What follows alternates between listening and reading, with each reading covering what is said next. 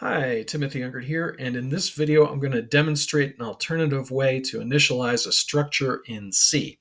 So first off, we want to create a structure, and we're going to create that with the keyword struct.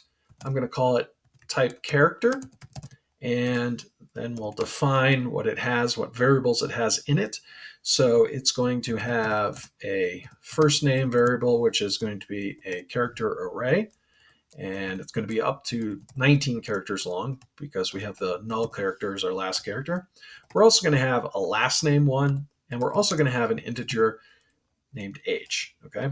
Now, to initialize a struct, an alternative way to do this is we can write the name of the struct right after we've defined the type of structure. And then I'll just say Dean equals. So Dean is the name of my new structure. And we're going to pass in the first name, initialize that, initialize the last name, and then initialize the age. And we just want to put a semicolon at the end of this. And now we can use our struct in a printf statement. So we can say %s is %d years old, and then put /n for formatting. And then we can do dean.f_name, dean.l_name, and then dean.age.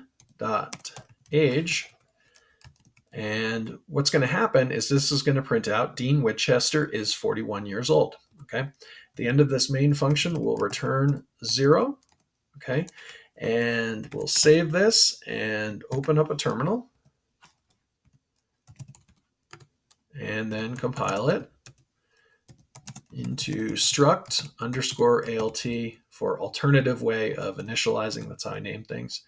And we forgot something. We forgot a comma. That's okay. We got to just put a comma here.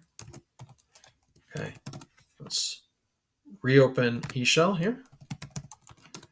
Okay. And reinitialize. All right. We're good to go. And now let's run it. All right, and it says Dean Winchester is 41 years old. So that's an alternative way of initializing a structure in C. I hope you found it interesting, and I hope to see you in the next one. Have a great day.